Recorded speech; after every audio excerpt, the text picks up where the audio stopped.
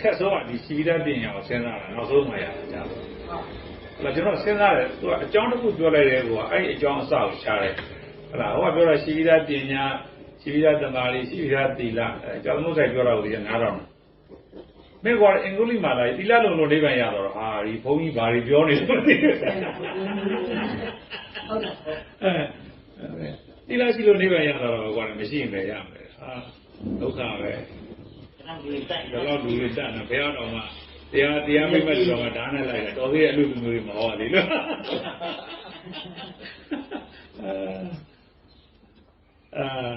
ဒီလာလုံးနေပဲဆိုဟာမဖြစ်နိုင်ဘူးနဲ့တူပြီးတော့လည်းသူကဥမာပေးတာနဲ့မထက်ဘူးဥမာပေးတာသူကပြောတာမကွာချင်းရလို့ရှိရင်ချင်းကမရိုက်ဖဲနေလို့ရှိရင်သီလတို့ဆိုရှိနေတာပဲလုံးတာပဲ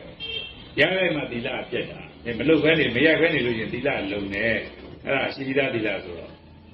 ရှိပြီးသားသီလအဲ့လိုချင်းရိုက်လို့ပြက်တာလည်းမဟုတ်ဘူးလေကျွန်တော်တို့စဉ်းစားတဲ့လူဆိုတော့ဒီဒါလည်းမဟုတ်ဘူးသူကတော့အဲ့လိုဥမာပေးတယ်သူလူတွေလည်းအများနဲ့အဲ့ဒါနဲ့ပြောတာကျွန်တော်တို့လက်မလားအဲ့မဲ့ရဟန်းကြီးကိုယ်တိုင်ပြောခဲ့တာပဲနော်သူကတင်းဟိုပါပေါ့တာရကပေးတာမှန်လို့တရားဟောတကယ်ရှိပြီးသားသီလဆိုတော့လူတက်လည်းမပြတ်ဘူးချင်းရိုက်လည်းမပြတ်ဘူးအဲ့ဒါဆိုတော့သတိပဋ္ဌာန်နဲ့ဘယ်လိုကြိုက်တော့သတိပဋ္ဌာန်ကသီလရှိမှနိဗ္ဗာန်ရမှလုံနေတာဟုတ်တယ်မလားတော့အဲ့လိုပြောတော့သူတို့မကြိုက်ဘူးအဲ့လိုဟောရှိပြီးသားသီလဆိုတာဘာလို့လဲဆိုတော့ဟလာအဘိဇာဇာဘာရမိစ္ဆာဒိဋ္ဌိကာယဒုစရိုက်၄ပါးဝစီဒုစရိုက်၃ပါးမနောဒုစရိုက်၃ပါးအဲ့မှာဒီကာယနဲ့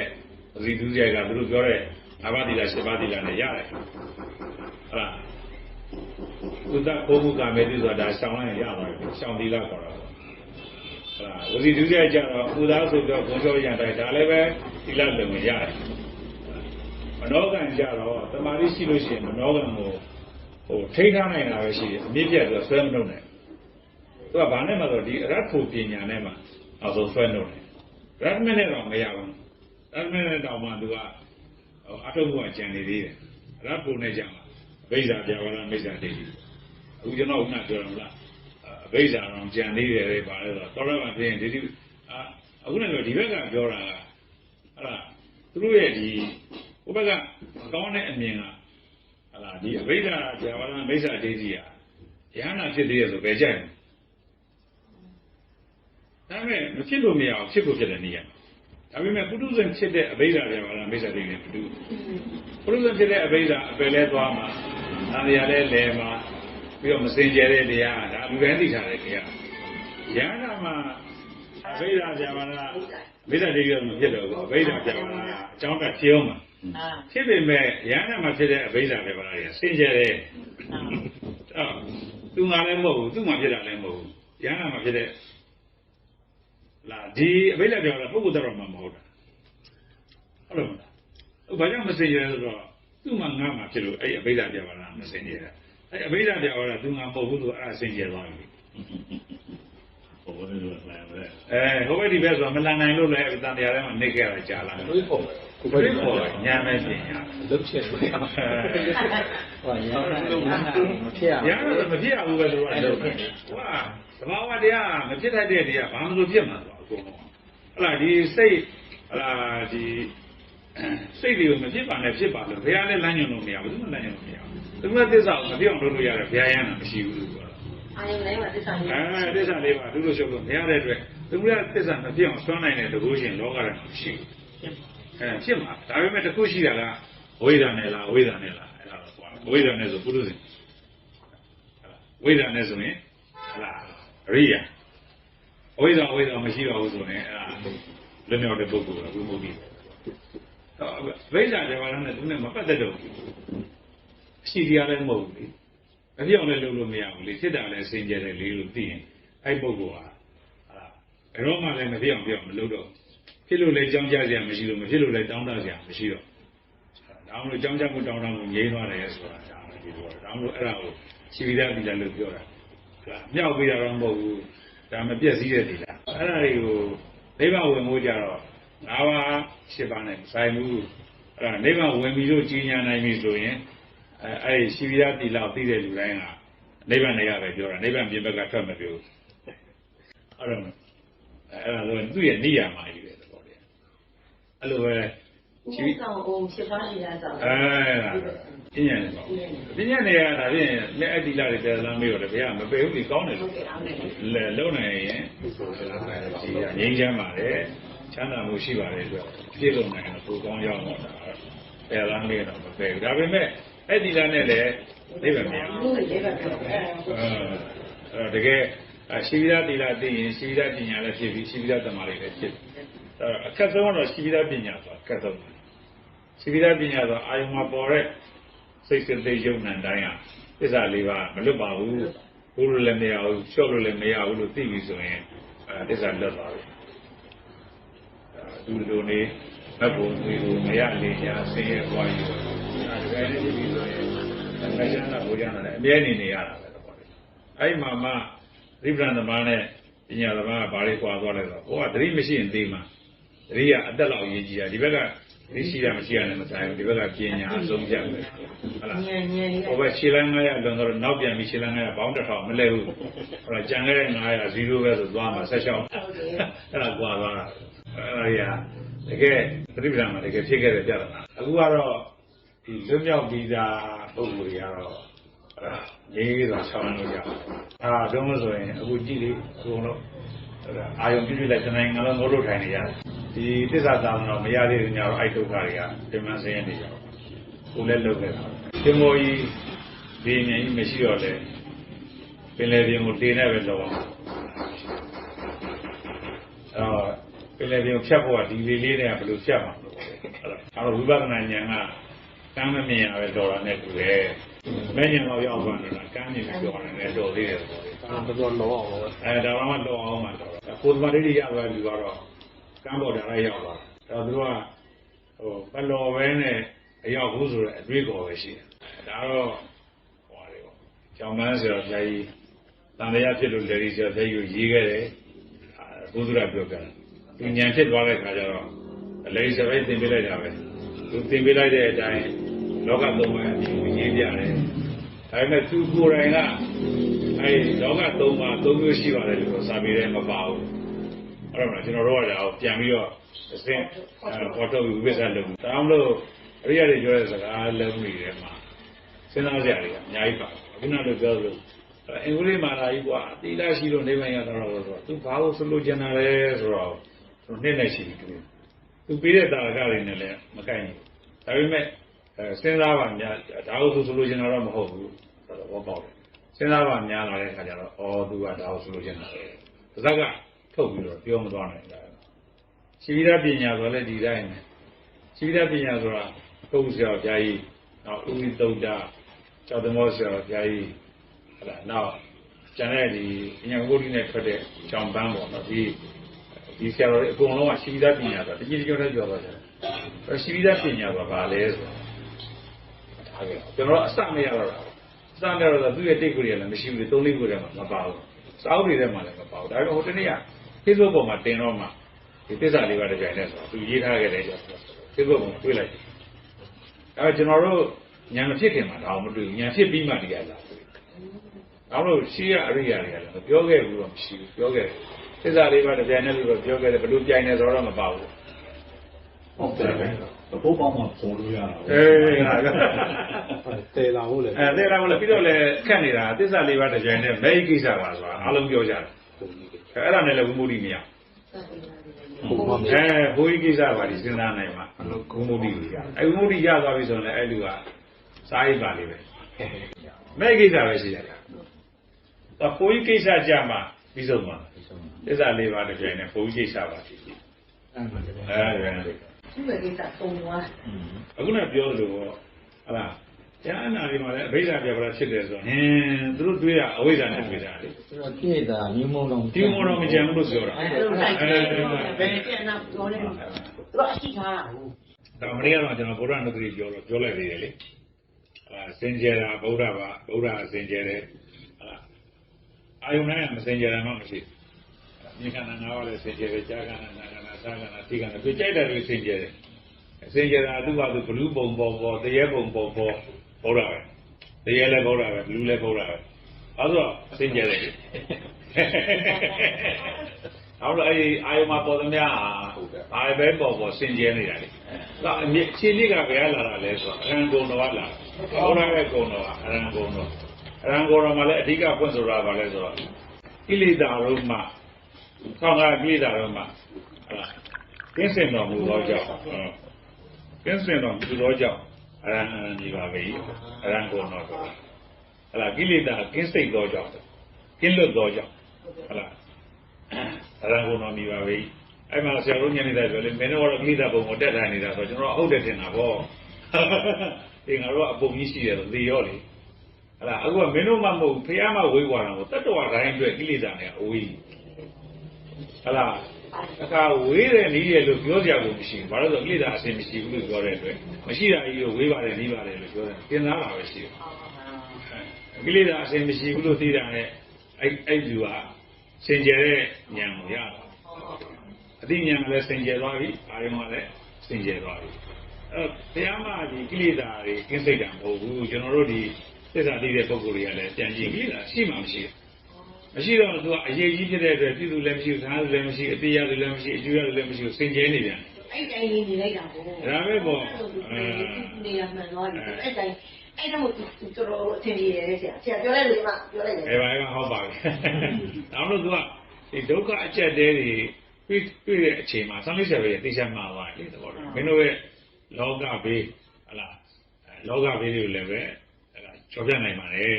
ဒါအမြဲတမ်းတန်ဖိုးရှိပါတယ်လောကုတ္တရာဘုရားနုတိလို့ခေါ်ပါတယ်အဲ့ဒါမင်းတို့ဒီလောကီဘုရားနုတိလို့ရှုမှတ်ပွားများတယ်လို့မဟုတ်ဘူးအဲ့ဒါဘုရားပုံအောင်းမေ့ယုံလိုက်ပဲအောင်းမေ့ပြီးတော့မရှုမပွားပဲနေလို့ရှိရင်လောကုတ္တရာဘုရားနုတိဖြစ်ပါလေဒါသူပြောထားတာအဲ့ဒီလုံးမင်းနဲ့ကိုရှင်းတာမဟုတ်ဘူးပြေးဝါရလောကုတ္တရာဘုရားနုတိအစစ်ဖြစ်ပါလေဆောင်းလေးတွေသင်ပေးသွားတာဒါပေမဲ့သူ့တပည့်တွေမရဘူးလေဘယ်ကမသူ့တပည့်တွေကဒီဘက်ကလောကုတ္တရာဉာဏ်မှာမရဒါတော့ရှိတယ်ဒါပေမဲ့သူလောကီဘုရားနုတိလို့ဖြစ်တာပေါ့နော်အဲ့ဒီအကျိုးလေးတော့ရမှာကျွန်တော်တို့လိုဒီလောကုတ္တရာဘုရားနုတိဆိုတာတော့အမြင်မှားသွားတယ်လောကုတ္တရာဉာဏ်နဲ့နေနေသွားတာလောကုတ္တရာဉာဏ်နဲ့ရှင်းတွဲနေသွားတာအဲ့ဒါလောကုတ္တရာဘုရားနုတိလောကီရောလောကုတ္တရာနဲ့ပြလုံးအကျိုးရပါတယ်လို့ပြောတယ်ဒါသူတို့ရှေ့ကဒီနည်းနဲ့တို့ရဟန်းတာဖြစ်တော့ကျွန်တော်တို့ကသူတို့ဖြစ်ပြီးသားဥစ္စာပြန်ပြောတော့နားထောင်ပြီးတော့သူတို့ဆိုရင်ဘယ်လောက်ရောက်ရလဲဆိုတော့ဒီခန္ဓာကိုယ်ကရောင်းပြီးတော့ပဲလွတ်တဲ့အချိန်ကိုရတော့အဲ့လောကုတ္တရာဘုရားနုတိ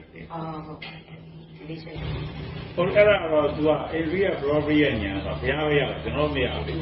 သူကအိန္ဒိယရင်းချက်တည်းတရားဟောလို့စချင်းရနိုင်တဲ့အချိန်ဘုရားအသိရှားသိတယ်ကျွန်တော်တို့ဆိုကြည့်တယ်အဘတဲ့ခေါ်လာတာပဲစင်ကြယ်မလို့ခေါ်လိုက်တာပဲသူဘာမှမရောက်ပြန်ပြန်သွားနောက်သူ့အချိန်ကြောက်ရပါသူ့အချိန်ကြောက်ဆိုရကျွန်တော်တို့ကအဲ့လိုအချိန်ကိုကျွန်တော်မသိဘူးဟုတ်ကဲ့ဟုတ်လားမသိတဲ့အခါကျတော့ဘုရားတော့စေတောပရိညာအပြင်ကြီးရဲ့အိန္ဒိယ property ရဲ့ဉာဏ်ဆိုလူတစ်ယောက်ချင်းစီရဲ့ဇယိုက်နဲ့အိန္ဒိယကိုသိတယ်နောက်ဆုံးအတိအကျသူတရားရနိုင်မဲ့အချိန်ကိုသိကြတယ်အဲ့ဒါကြောင့်မလို့ဘယ်ကတော့ choice လုပ်နိုင်တာကျွန်တော်တို့ကတော့ choice လုပ်နိုင်ဘူးပြောလိုက်တာပဲပြောလိုက်တဲ့အတွက်လာသူ့ရဲ့ဉာဏ်ပေါက်တဲ့အချိန်မှာသူရပါဒါပေမဲ့အဲ့လိုပြောလို့အခုတရားဟောသေးတာကလူတွေကြည်ကျုံမဲ့အချိန်မရောက်သေးလို့သွားပြီးအဲ့လိုတော့သွားမတွေ့နဲ့မရဘူးအမှန်မှဟောပြောသလိုပေါ့မင်းတို့ကပါရမီမပါဘူးဆိုတော့ကျွန်တော်တို့ကနောက်တဲ့လူတွေကအော်ငါတို့ကပါရမီမရှိလို့ပဲတရေတွေယူလာခဲ့ရတာဟုတ်တယ်မလားငါတို့ခေါ်တဲ့လူကပါရမီမပါလို့ပါလို့ဘယ်သူကပြောလဲတယောက်မှမသိအဲ့တော့ဘုရားပြောကြတဲ့20ရှိတယ်လေဒါပရတော်ဘောဓဆိုတာသစ္စာတရားဟောနိုင်တဲ့ပုဂ္ဂိုလ်နဲ့သုံးစည်းရမယ်ဟောတဲ့လူဘက်ကလည်းသစ္စာတရားဖြစ်ရနာယူတဲ့ဘက်ကလည်းပဲဟလာနားလည်နိုင်တဲ့စွမ်းရည်ရှိရမယ်အဲ့20ပြည့်စုံအခုကနားတဲ့လူဘက်ကပဲမင်းတို့ပါရမီမရှိဘူးဆိုတော့ဟောတဲ့လူဘက်ကသစ္စာပါလာမင်းတို့မပါဘူးလေတို့ဒီသောတာပန်သရဏနာယယဟန်မဖြစ်ဘဲနဲ့ဟလာတရားမရနိုင်ဘူးလို့ဥပဒေတော်ကြီးကိုပြောတော့ဥပဒေတော်က၄ပြီဖြစ်အဲ့ဆရာပဲဆရာဒါပြင်တိရိစ္ဆာန်က20မှာဟောတာအဲ့20မတိုင်ခင်ဘုရားပါလေးနဲ့ဟောလို့သာသနာတက်ကုန်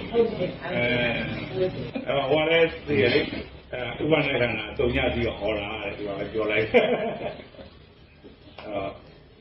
တကယ်ပညာတတ်တဲ့ပုဂ္ဂိုလ်တွေအကြောင်းကျိုးစင်ညာတဲ့ပုဂ္ဂိုလ်တွေအတွေ့အခေါ်ရှိတဲ့ပုဂ္ဂိုလ်တွေအခုကတော့နှစ်သာရတော့ဗာလဲဆိုတော့ကိုယ့်ကိုယ်ယုံကြည်သွားတာပေါ့ယုံကြည်ခိုင်မာသွားတာအဲ့ဒါဘယ်လိုပြီးဆိုတော့ကိုယ့်အကူရဲရင်သွားတယ်တန်ခါရက်ပြီးလို့ရဲရင်သွားတယ်နောက်ဆုံး လားဘယ်သူမှမပြောဘူးကျွန်တော်နိဗ္ဗာန်ခင်ဗျာတင်ပြီးမှဝင်မတရားမဟုတ်ဘူးအခုပြောရင်းနဲ့ငုတ်တုတ်နိဗ္ဗာန်ဝင်မတရားဒါသာနာတော်မှာဘယ်သူမှပြေးကြော်ပြီးမဟုတ်ဘူးတော့တယ်နိဗ္ဗာန်ချမ်းသာမေးတော့ကျွန်တော်တို့မှာမကျင်တတ်လို့လေကိုယ်စံဝေးရင်မှာအခုထင်းမဆိုတာမေးတာအခုထင်းဝင်းနဲ့တင်မောင်ညနဲ့ထပ်ကုန်ကြပါတရားပေါ်တယ်မှာဆရာကြတော့လေဘယ်လိုလုပ်ပြီးတော့နိဗ္ဗာန်ချမ်းသာခံစားနေလဲကျွန်တော်တို့ခံစားတာမရဘူးလေဒီလိုလည်းပြောင်းပြောတာခံစားလို့မရဘူးဒါကြောင့်ဖုံးဖို့နေလေနိဗ္ဗာန်ချမ်းသာခံစားနေတာဟာဒါအသက်သက်ပဲညစ်ပတ်တာဖြစ်နေတယ်ကိုလည်းဘာမှပြောဒီတိုင်းပဲနေလိုက်တယ်ပေါ့လေအဲ့မှာတင်မောင်ညနဲ့ထပ်တာကြည့်နေလိုက်သူကခံစားကျင်တာသူကမနှောခံစားကျင်တာဟိုကညာမဲခံစားလို့ရဟုတ်တယ်မလားဟိုတည်းအစင်ခံစားနေရတာညာပြောတာလေသူကညာကဘယ်နှနေမှမသိဘူးညာမဖြစ်သေးဘူးမနှောခံစားတာကိုသူကကျွန်တော်လာပြောပြတယ်အဲ့တော့မေးတာသိတယ်လေကျွန်တော်တို့ဖြစ်နေတဲ့ကြာတာဒါပေမဲ့ဒီနဲ့လူတရားနာတော့ဘယ်နဲ့တော့ကိုထုံးရင်ရပါပြီဆရာကျွန်တော်နိဗ္ဗာန်ချမ်းသာခံစားနေရပါပြီပြီးရပါအဲ့ဘာလဲဆိုတော့ဒီဟာကိုသူတို့ကခင်ဗျာကသတိပ္ပံလို့ပေါ့အများအားသူတို့တွေးတာကသတိပ္ပံလို့ပဲတွေးတယ်ဟိုကဒီဝိမု ക്തി ကပေးတာပညာနဲ့ဉာဏ်ကိုပဲပေးတယ်ဉာဏ်လေးပဲတွေးခိုင်းတယ်ဉာဏ်တွေးနဲ့ပညာတွေးနဲ့ပြည့်ကြည့်တာနဲ့တွေးကြည့်ရလို့ပြောဟုတ်တယ်မလားဟိုဘယင်းရောက်ပါမေးတာသွေးဘယ်နှကောင်မွေးလဲဆိုတော့9ကောင်6ကောင်အနည်းဘယ်နှကောင်ပါလဲဆိုအနက်က2ကောင်အဖြူဘယ်နှကောင်ပါလဲသွားကြည့်တယ်အဖြူက2ကောင်ဟိုပညာရှိရတော့ဒီကောင်ဘယင်းကတော့အကြောင်းပဲတော့မဟုတ်တော့ဘူးဟုတ်တယ်မလားဆိုကြည့်ပြီးတော့မှမေးတယ်ဆိုတော့ခါလေးဖြေအဲ့လိုပွဲဖက်သွားတယ်ပေါ့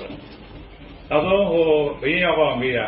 မစင်ကမဘလို့ရတာရှိတယ်ကတော့သွားရဲကြည့်တာအဲ့လိုပြောနောက်ဆုံးတော့ဒီဟိုတကယ်တမ်းကျတော့ဒီဘက်ကတရားရှင်ကပြောခဲ့ပြီးသားနိဗ္ဗာန်ရောက်ကြောင်းလမ်းနဲ့မဂ်ကင်ရှိပါတယ်စင်ရုံးဝင်တာတမသင်္ကပ္ပပါပဲမိထင်ပြီးဘူးမှတမသင်္ကပ္ပမဟုတ်မှန်လားမှားလားအပြင်းမှန်ရအောင်သစ္စာတရားတွေကိုတမဒိဋ္ဌိဟောမယ်တမဒိဋ္ဌိဟောပြီးအဲ့တမဒိဋ္ဌိကမှန်လားလက်တွေ့ကျင့်သုံးကြည့်တဲ့အခါမှာဒီအယူဆအတွေးတော်ရမှန်လားစမ်းစစ်ဖို့တွေပြီးတာဗျာ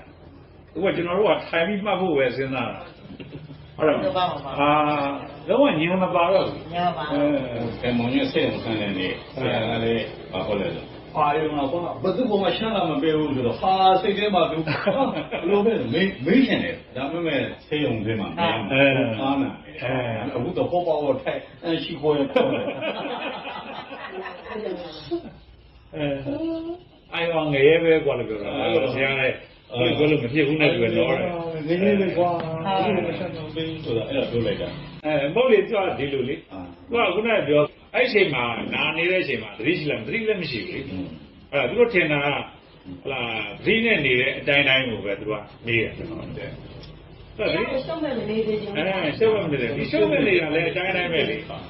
ရှုံးမဲ့နေတာလည်းနေမချမ်းသာခံစားနေရလုံးကျင်ဟုတ်တိုင်းမနေဉာဏ်ကပြည့်စည်ဘူးလေ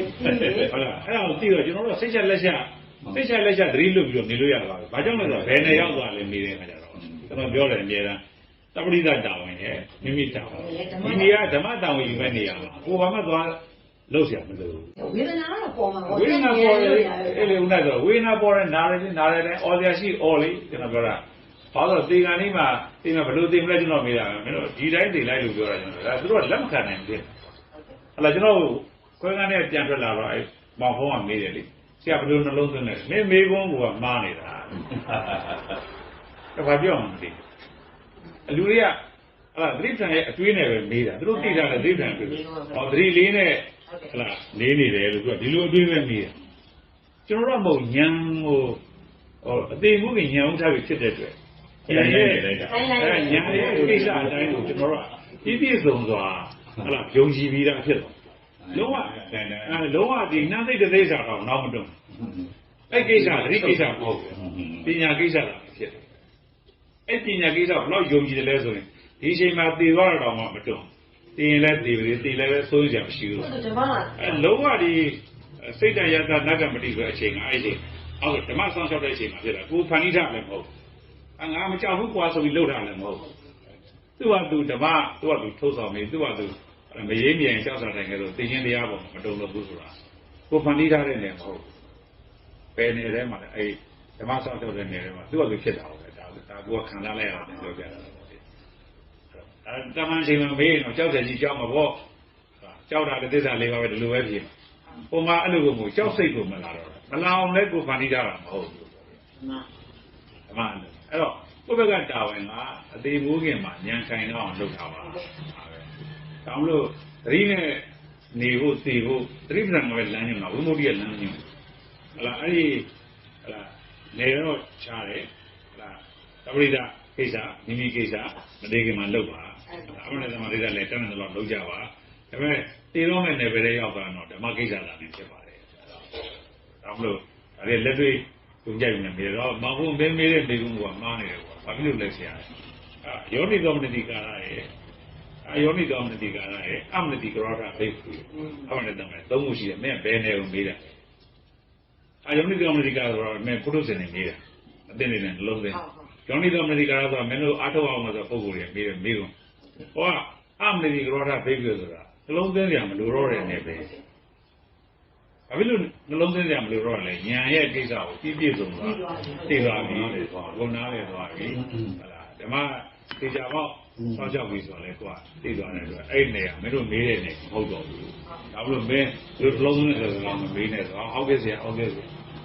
ပုံစံနဲ့မဆိုင်တော့ခိုင်းတော့လေညာခိုင်သွားတယ်အဲ့ဒါလိုပဲပြောင်းဒါဝိမုဒ္ဓိခေတ္တမလို့ကျွန်တော်တို့ဒီသတိပ္ပံကနေလုံးဝ